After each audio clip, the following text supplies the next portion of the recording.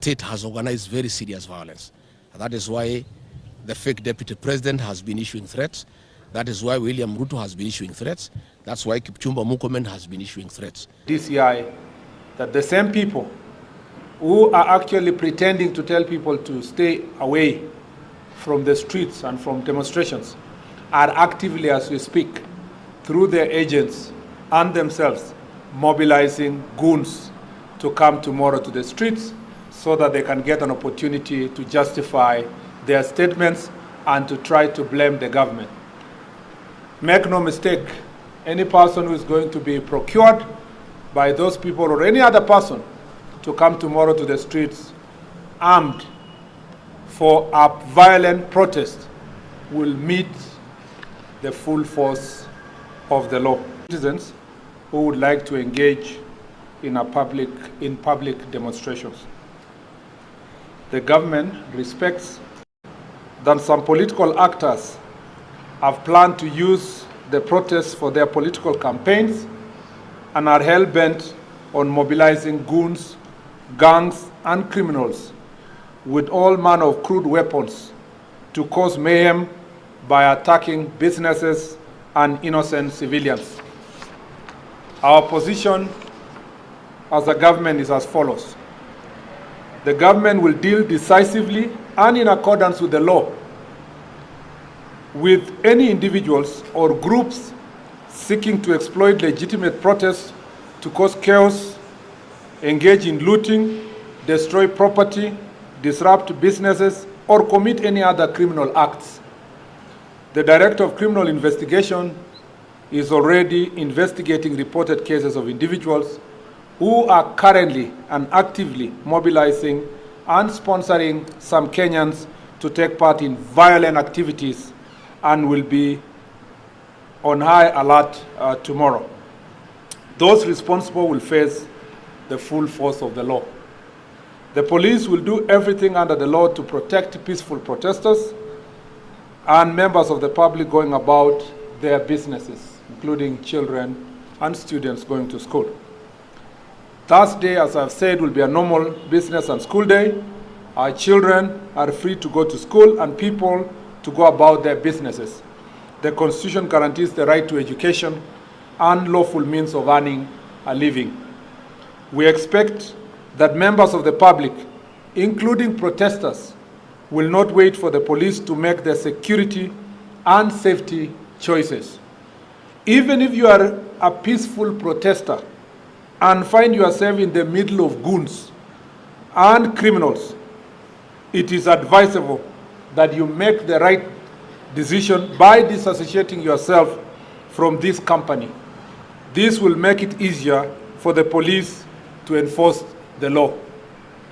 We have also noted with concern unfortunate utterances by some leaders, including from the religious society, inciting members of the public by insinuating that the government in any way supports goons and criminals. For the avoidance of doubt, the government of Kenya does not condone or work with goons or criminals. The police are under instructions through the policy guidance of the Cabinet Secretary to decisively deal with all goons without fear or favor. In fact, it is clear that those who are insinuating that the government is working with goons, including those who applying reverse psychology, tried to blame the government and the police on matters of violence and to try to tell the public that tomorrow the government is going to plan goons.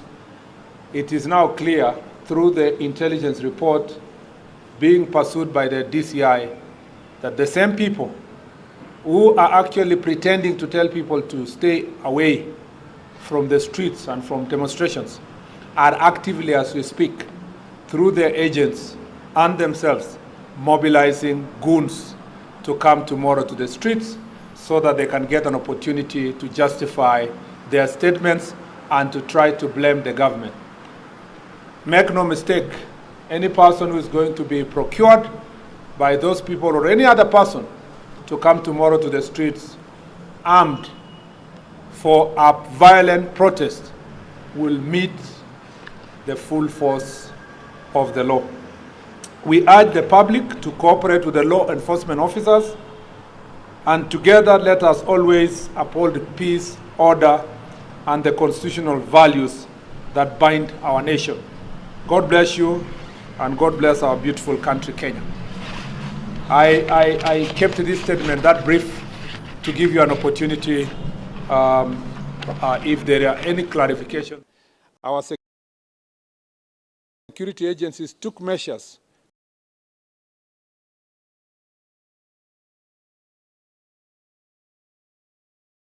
to protect businesses in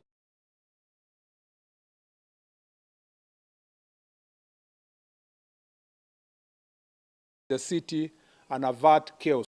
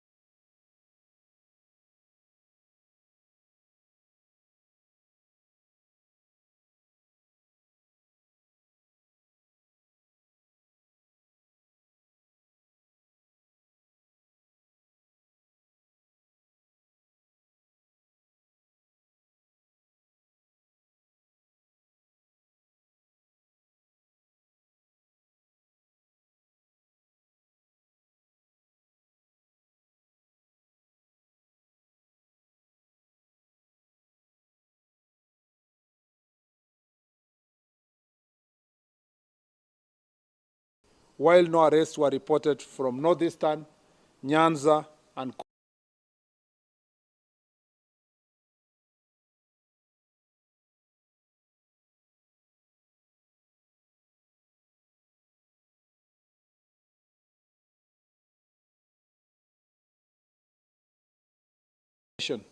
in Muranga County, one Mr. Anthony Kadungu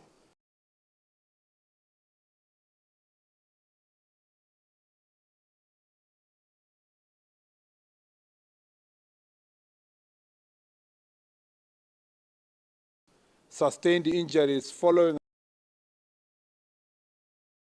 an attack by a group of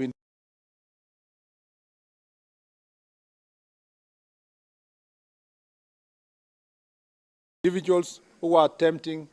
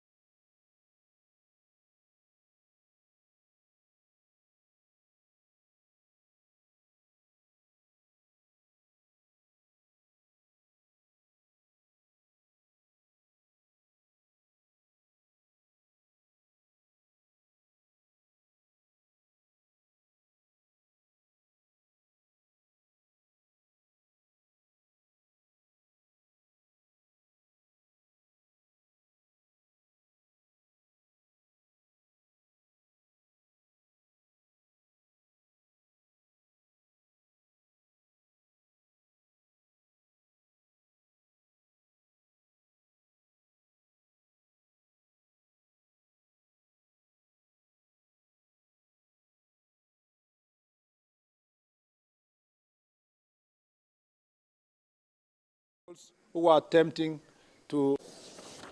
I will take a few questions.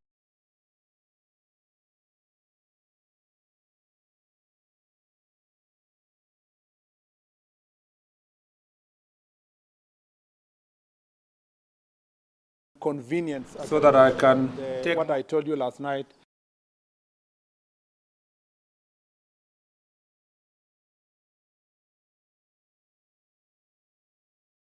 Questions than I usually do for purpose of any clarification regarding a possible protest tomorrow.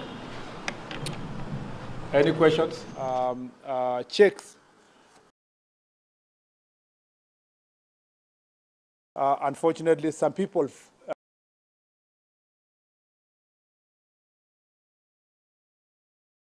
were inconvenienced. But also that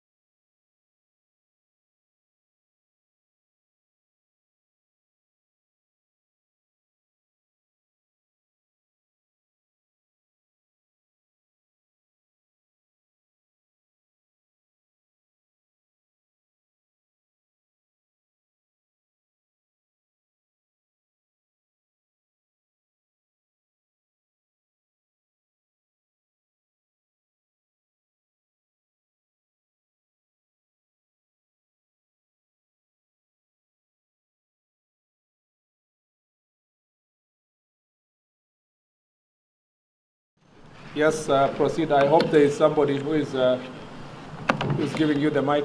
Who has the mic?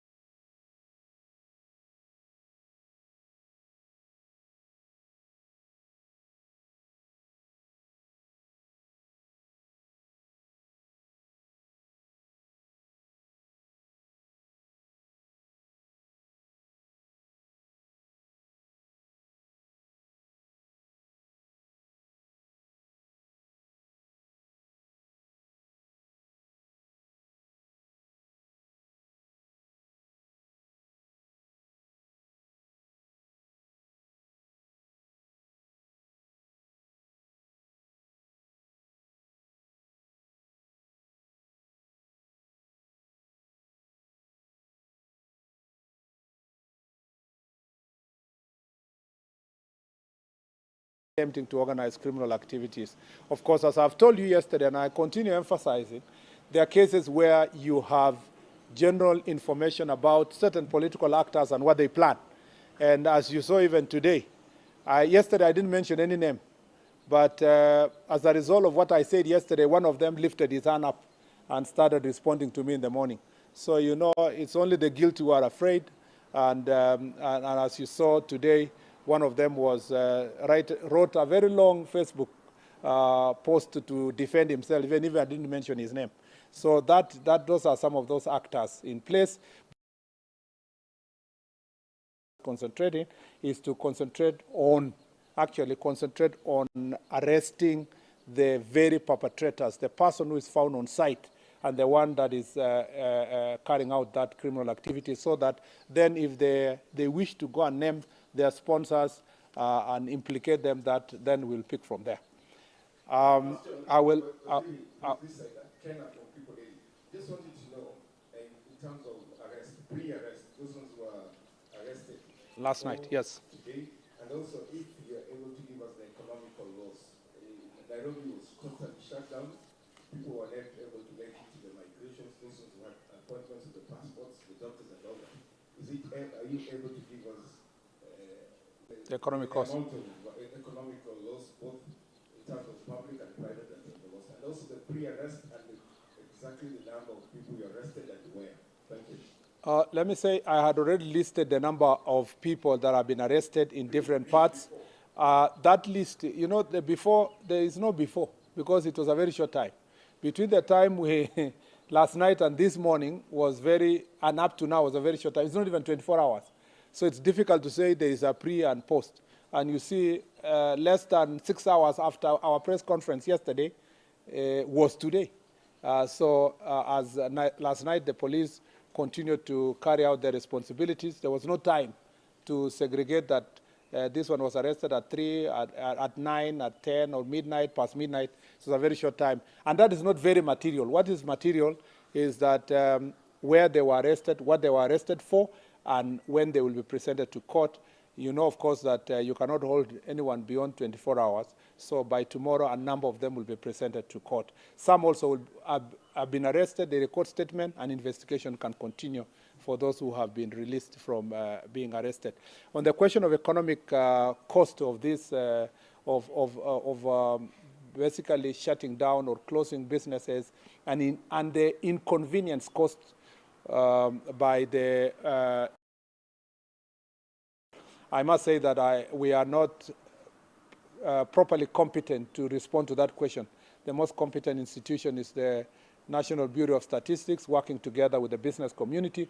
They will give us their statistics. There have been various numbers that have been shared in the past as a result of demonstrations, and I think I'll leave it to that. I'll leave to the National Bureau of Statistics and the economists to be able to share, and the business community to do so. Yes.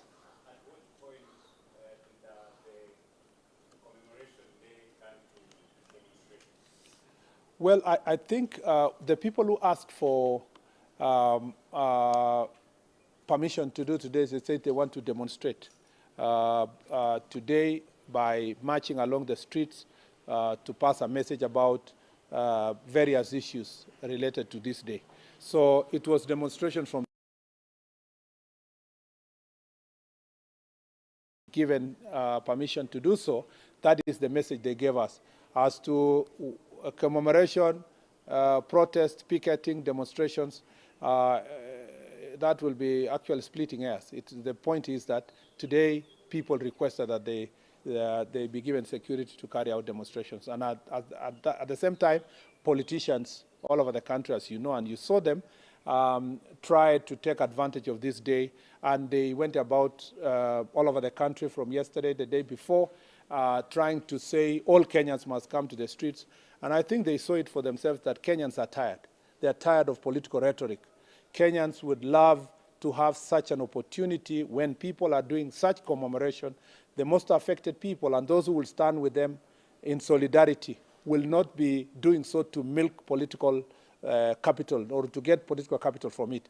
Those who will want to join them can go to a church service, can do as a protest, a symbolic protest along a particular road, can lay wreaths wherever they want to do so, and be facilitated by police officers. I look forward to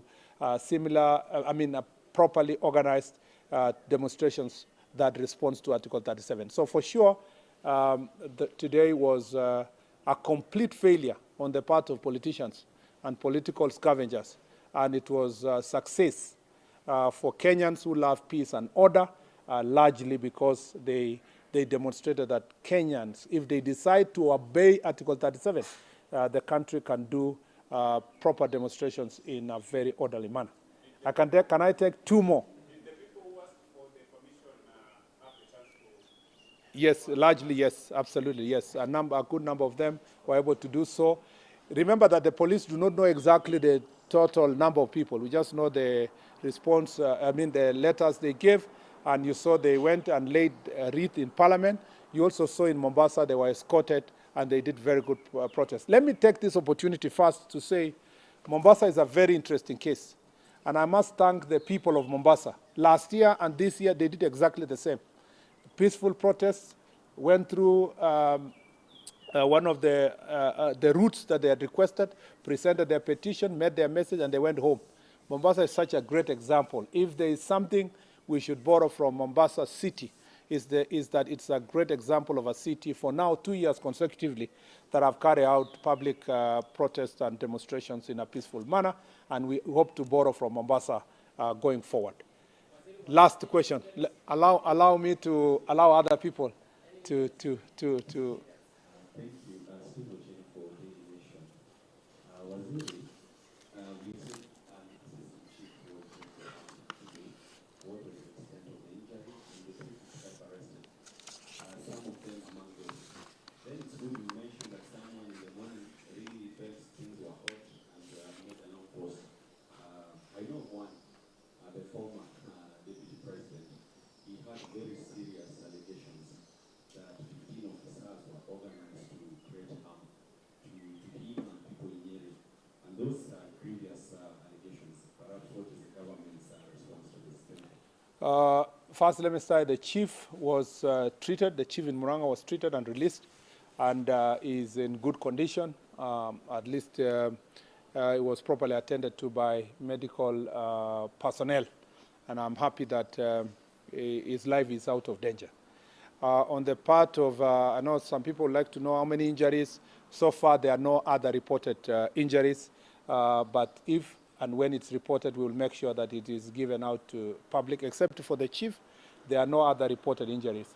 On the question of allegations from the impeached deputy president on the danger of his life, I must say that in his usual manner, that is who he is. We are used to his normal song. By the way, I find it very strange that a person who once held public office continues with his tribal tirade. For example, he quickly forgets that there is an Inspector General of Police called Mr. Douglas Kanja, and he just likes talking about the Deputy Inspector General of Police because he has a very his mind is wired tribally, and of course, most of those things that he was talking about, he's going to be assassinated, he's going to be done this. He's just he likes to be, he's a cloud chaser. So every public, something that is of great interest, he likes making it always about him, himself, him and myself, and so forth. That kind of a human being is, I think, is a medical case. And for my situation, he's used to, I think every time he wakes up, Murkomen this, Murkomen that. He sleeps Murkomen, wakes up Murkomen, and I'm used to his tirade. By the way, it's not a new thing. Even in the last administration, he used to sing the same about the former minister. So it's not something new. And I see now he's very cozy with that minister, and he doesn't ask questions about those things he used to say in the past. So we are used to his tirade, and those kind of politicians are unfortunately an embarrassment to our country. This country is peaceful. This country is united. This country, it must respect officers. This ethnic profiling of public officers for personal gain must come to an end. Our nation must judge every leader by what he or she can give, but not by virtue of linking every leader to their community. And that is the very reason why he could not even serve a half-term, because he failed the test of constitutional test of patriotism and national unity. And he continues to dig the same hole that costed him public office, and continues to embarrass himself even in his otherwise oblivious life. So let me say this just for the rest of you, for the rest of Kenyans, kwamba tumeshukuru sana kama idara ya usalama kwa sababu ya vile wa Kenya siku ya leo walijitokeza kuendelea na kazi zao, na tunawashukuru wale ambao walifanya maandamano kwa njia ya amani, na pia tunawashukuru maafisa wetu wa polisi kwa sababu ya kazi nzuri walifanya kudhibiti wale wauni ambao walikisia kukuja jiji la Nairobi kuharibu mali na kuumiza wananchi. Na tunawaambia pole wa Kenya ambao pengine kwa njia moja ama nyingine tuliwaharibia wakati wao wangekuja ofisi ama kazi ama biashara kwa sababu ya ile kazi tulifanya ya usalama. Tunasema ya kwamba kwenda mbele, Wakenya wakifanya maandamano kwa njia ya amani, kama vile tuliona kwa sehemu zote za Kenya, Kenya itakuwa ni sawa na tutaweza kuhakikisha kwamba kila Mkenya anafurahia haki zake za kufanya maandamano. Pia ningependa kupongeza sana watu wa Mombasa kwa sababu kwa miaka 2 mfululizo wamefanya maandamano kwa njia ya amani na wameonyesha kwamba inawezekana kwamba polisi wanaweza kufanya kazi pamoja na wananchi. Na uliona vile walikuwa wanatembea kwa mwendo wa aste pamoja na polisi wakiendelea na mambo ama wakitangaza maneno ambayo walikuwa wanataka kutangaza, na nimefurahi sana kwa sababu ya hiyo. Ya mwisho na washukuru vyombo vya habari na pamoja na wanahabari ambao walikuwa leo wakishikilia doria, kwa sababu mlifanya kazi nzuri, wengi wenu mlifanya kazi kwa vizuri na kuripoti vizuri. And I want to say thank you very much. And I wanted to tell the gentleman from NTV, I saw the reporting in Thika Road where some journalists properly say that the police were tear gassing men who are criminals who are throwing stones. Thank you very much for that. And I think that should be the position going forward. And when I pick on them, it's just because of what I saw. But most media houses really today did proper reporting. I think the next phase is the analysts that you invite to the media houses. Some of them they're extremely opinionated about their position. And sometimes the person who is in charge of the interview is probing them, allowing them to continue speaking the way they want. A responsible media house will always, and a journalist will caution them that don't say something that does not have proper evidence. But as a person who has really benefited from media coverage now and in the past, I must commend the media houses today for a job well done. We are very proud of you. Asanteni sana. Thank you.